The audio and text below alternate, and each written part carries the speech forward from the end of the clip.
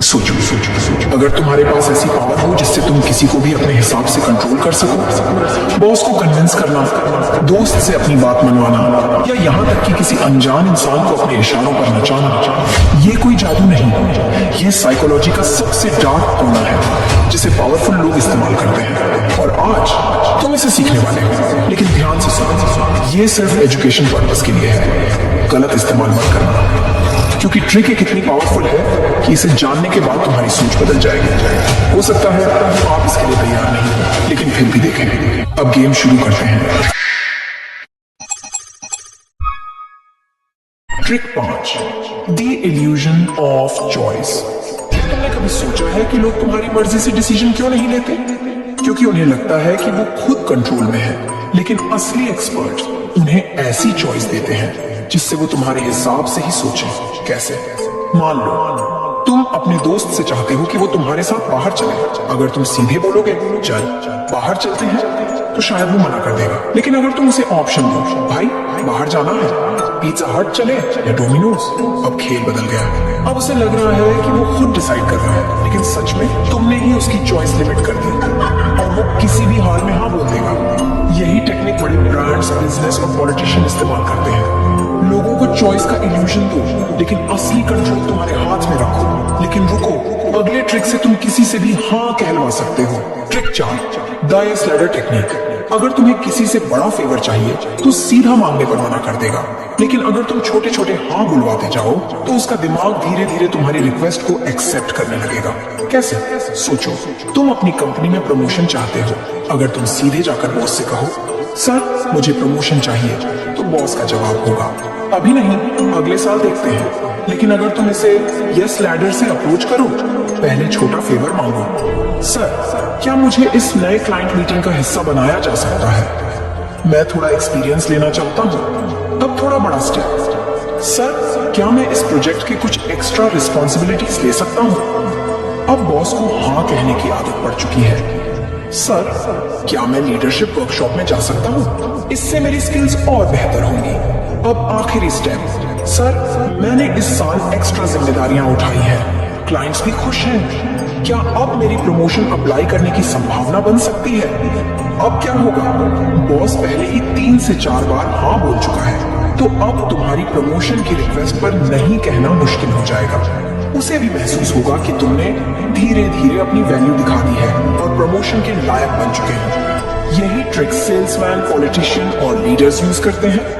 लोगों को छोटे छोटे हाँ बुलवाने की आदत डालो, फिर बड़ा फेवर मांगो। अगले ट्रिक से तुम किसी का भी गिल्टी बटन दबा सकते हो। Trick 3, the guilt trap. लोग हमेशा लॉजिकल नहीं होते, लेकिन इमोशनल जरूर होते हैं, और अगर तुम किसी को गिल्टी फील करा दो तो वो तुम्हारी बात मानने पर मजबूर हो जाएगा। कैसे? अगर तुम किसी से उसकी गाड़ी मांगना चाहते हो तो सीधा मत मांगो, भाई क्या मैं तेरी कार ले सकता हूँ? 90% लोग मना कर देंगे। बल्कि ये कहो, यार मैंने हमेशा तेरी हेल्प की है, पिछली बार तुझे 2000 रुपए दिए थे, याद है? अब बस एक छोटा सा फेवर चाहिए, कार मिल सकती है।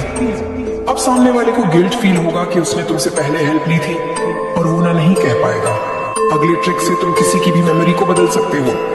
Trick 2, false memory planting. हमारी यादें परफेक्ट नहीं होती। हम जितना सोचते हैं उतना भरोसेमंद हमारा दिमाग नहीं है, और स्मार्ट लोग इस कमजोरी का फायदा उठाते हैं।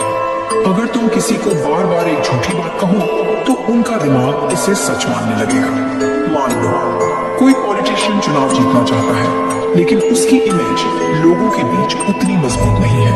अब वो फॉल्स मेमोरी प्लांटिंग का इस्तेमाल करके लोगों के दिमाग में अपनी ताकत और लोकप्रियता की फेक मेमोरी डाल सकता है। रैलियों में वो कहना शुरू करेगा, जब इस शहर में बेरोजगारी थी मैंने अपने दम पर 5000 लोगों को नौकरी दिलवाई। अगली बार वो मीडिया में बयान देगा, हमारी सरकार के आने से पहले लोग गरीबी में थे, लेकिन हमने पूरे राज्य में 70% लोगों की आर्थिक स्थिति सुधार दी। अब वो इंटरव्यूज में इस बात को इतने कॉन्फिडेंस और डिटेल्स के साथ बोलेगा कि लोग सोचने लगेंगे, अरे हाँ शायद सच में इसने ऐसा किया होगा। रिजल्ट, लोगों का दिमाग इस झूठ को सच मानने लगेगा और वो बिना ज्यादा फैक्ट चेक किए इस पॉलिटिशियन को वोट देने के लिए राजी हो सकते हैं, और इस तरह फॉल्स मेमोरी प्लांटिंग ट्रिक काम करती है। अब ट्रिक 1 के लिए रेडी हो जाओ। Trick number 1, the power of silence. जितना कम बोलोगे उतना ज्यादा कंट्रोल में रहोगे। प्रेयर साइकोलॉजी क्यों कहती है कि खामोशी में ताकत है? लोग सोचते हैं कि बातचीत में बोलने वाला पावरफुल होता है, लेकिन असली ताकत उसी के पास होती है जो सुनना जानता है और चुप रहने की आर्ट में मास्टर है। जब हम चुप रहते हैं तो सामने वाले को डर, डिस्कंफर्ट और इनसिक्योरिटी महसूस होने लगती है। इंसान की नेचुरल आदत होती है कि वो ऑकवर्ड साइलेंस को भरने के लिए बोलता है। कैसे अप्लाई करें? मान लो तुम्हें अपने किसी दोस्त पर चोरी का शक है और तुम्हें उससे सच निकलवाना है, तो ये कभी मत कहना भाई तूने चोरी की। सीधा सवाल बचाव करेगा, बल्कि ये कहो भाई मुझे सब पता है। फिर चुप रहो। जितनी देर तुम साइलेंस रखोगे सामने वाला घबराने लगेगा और खुद ही सब सच उगल देगा। और जब किसी को डिस्काउंट पर राजी कराना हो तो मत कहो कि क्या 30% डिस्काउंट मिलेगा, सामने वाला साफ मना कर सकता है, बल्कि ये कहो 30% डिस्काउंट तो मिल ही जाएगा, है ना? फिर चुप रहो। सेल्स में ये ट्रिक बहुत पावरफुल होती है। जैसे ही तुम चुप रहोगे सामने वाला खुद ही डील क्लोज करने के लिए हाँ बोल देगा। जब किसी डिबेट में जीतना हो, अगर तुम्हारा कोई दोस्त या दुश्मन बहस में कुछ भी तर्क दे रहा हो तो बजाय बहस करने के बस चुपचाप उसकी आंखों में देखो और मुस्कुराओ। सामने वाला खुद ही सेल्फ डाउट में अपनी पॉइंट को कमजोर कर देगा। जब किसी को अपनी इंपॉर्टेंस दिखानी हो कम बोलो, सोच समझ कर बोलो। अब ध्यान से सुनो, शायद हमसे फिर मुलाकात ना हो। ज्वाइन करो कोर माइंड और सीखो लोगों को कंट्रोल करना।